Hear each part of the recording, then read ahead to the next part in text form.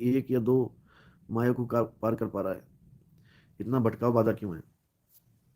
देखो, मार्ग परमात्मा ने मुश्किल या आसान नहीं बनाया है, मार्ग हमने मुश्किल और आसान कर दिया है। जब तक हमारा ध्यान संसार में भटकता है तब तक ये मार्ग बहुत मुश्किल है, और जब सारे संसार से भटकाव खत्म हो जाता है और सीधे धुर पे जाता है तब ये मार्ग बहुत आसान हो जाता है। इसमें परमात्मा का रोल नहीं है मार्ग मुश्किल और आसान बनाने में, ये सब हमारा ही किया धरा है।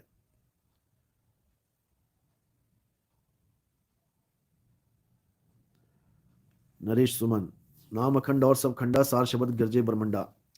साहिब ब्रह्मांड तो माया है ना काया के अंदर है, फिर सार शब्द ब्रह्मांड में क्यों गूंजेगा? ये तो एक इशारा सैन मात्र है। सार शब्द गरजे ब्रह्मंडा, ब्रह्मंडा इसलिए बोला है क्योंकि ब्रह्मंडा ऊपर की अवस्था को कहते हैं। तो जब गुरु भेद बताता है तो समझ में आ जाता है कि कहाँ पे ब्रह्मंड है और कहाँ पे सार शब्द गरज रहा है। वो सारा भेद तब समझ में आता है। पिया बसे मोर गगन में, ऐसे इशारे होते हैं। गगन का इशारा हो गया, ब्रह्मांड का इशारा हो गया, आकाश का हो गया।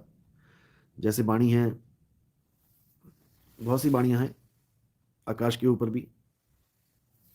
शब्द निवास, आकाशवाणी, गरजे ब्रह्मंडा, दोनों को मैच करा के देखो। शब्द निवास, आकाशवाणी।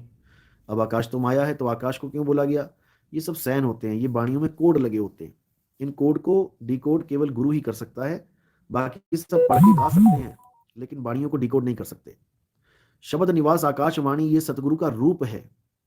क्या है सतगुरु का रूप? शब्द रूप है। और कहां पर है ये? आकाशवाणी। ये सब कोड होते हैं। जब नाम दीक्षा मिलती है तो इन सब कोडों को खोल दिया जाता है, अच्छी तरह समझा दिया जाता है।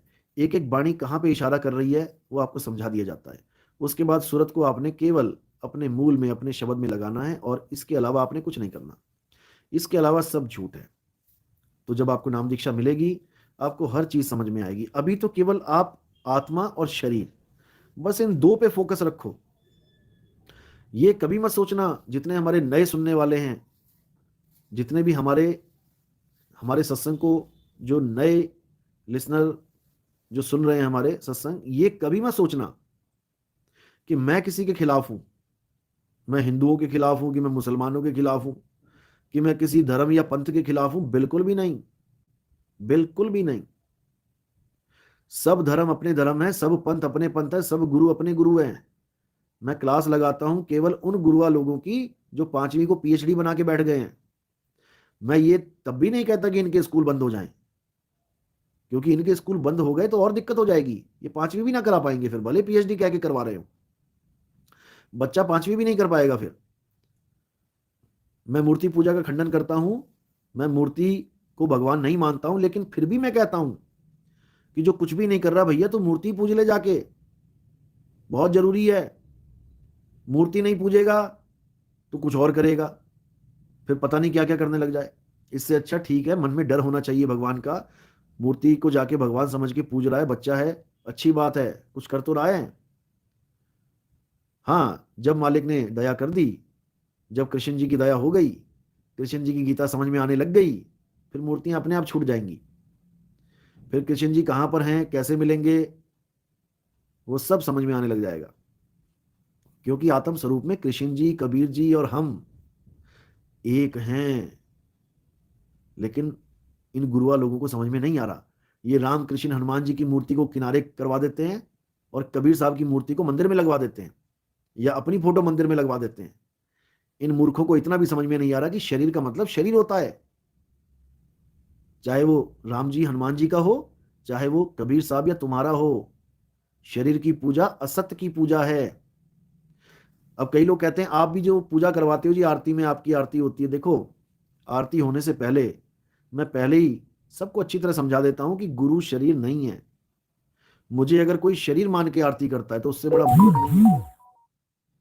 शरीर की आरती नहीं होती है, आरती होती है आत्मदेव की, शब्द गुरु की आरती होती है। पैर के अंगूठे से लेके सिर तक ये पूरा शरीर है। शरीर से परे फूल चढ़ाए जाते हैं विदेही गुरु को, शरीर को नहीं चढ़ाए जाते। शरीर तो नाशवान है, मिथ्या है। तो ये सब आरती शब्द गुरु की होती है। देह का इसमें कोई रोल नहीं होता। देह ने तो ज्ञान दे दिया, ठीक है, हो गया काम। अब आगे आरती शब्द गुरु की है। तो इसको अच्छी तरह समझ लो। और फोटो की, कैलेंडर की और मूर्ति पूजा हमारे यहाँ बिल्कुल अलाउड नहीं है कि कल को पता लगे मेरी फोटो खिंचवा खिंचवा के हमारे ही चेले आरतियां गा रहे हैं। ये अलाउड नहीं है, क्योंकि शब्द गुरु वहां विराजमान नहीं है। उस फोटो में, कैलेंडर में, मूर्ति में परमात्मा नहीं है, वरना फोटो, कैलेंडर, मूर्ति भी ज्ञान दे रही होती, बोल बोल के समझा रही होती। वो आत्म स्वरूप परमात्मा उसमें नहीं है, लेकिन इस काया में विराजमान है। इस काया को चला रहा है, इस काया के द्वारा समझा रहा है, इस काया के द्वारा ज्ञान बांट रहा है। इसलिए ये आरती गुरु की हुई, ना कि शरीर की। तो इसी को समझना है, शरीर और आत्मा, इन दोनों में फर्क कर लो, फर्क समझ लो। बड़ा अजीब लगता है कि आत्मा की पूजा कैसे करेंगे, क्योंकि मूर्ति पूजा करना आसान है, दिया जलाया और थाली घुमाई, हो गई पूजा, या जल चढ़ा दिया, हो गई पूजा। अब कोई कहे आत्मा की पूजा करो, तो आत्मा की पूजा कैसे करें भाई? आत्मा को कौन से जल से नहलाएं? आत्मा के आगे कैसे दिया जलाएं? कौन सी आत्मा, कहाँ है आत्मा? दिख ही नहीं रही तो कैसे करें पूजा? इसमें लोग कंफ्यूज हो जाते हैं। इसलिए आत्मज्ञान को बिल्कुल रिजेक्ट कर दिया गया, छोड़ ही दिया गया, क्योंकि ना तो बताने वाले को पता, ना समझने वाले को पता। दोनों ने कहा आत्मा के पीछे कहाँ धक्के खाएं, ये सामने मूर्ति पड़ी है, इसी को पूज लेते हैं, यही आसान है। दोनों ने उठा के पूज ली, गुरु ने भी, चेले ने भी, हो गया काम। लेकिन जो असली चीज है आत्मा, उसको कोई नहीं जान पा रहा है। उसको ही जानना है। उसको जाने बिना तुम सनातनी हो ही नहीं सकते। हे अर्जुन, आत्मा सनातन है। आत्मा का ज्ञान हो जाना ही ज्ञान है। आत्मा का ज्ञान ना हो पाना ही अज्ञान है। बस इतना समझ लो।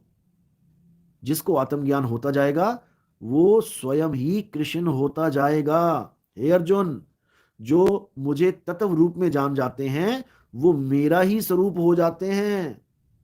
उन्हें धक्के खाने की जरूरत नहीं है, वो मेरा ही स्वरूप हो जाते हैं। मुझ में और उनमें कोई भिन्नता नहीं रह जाती।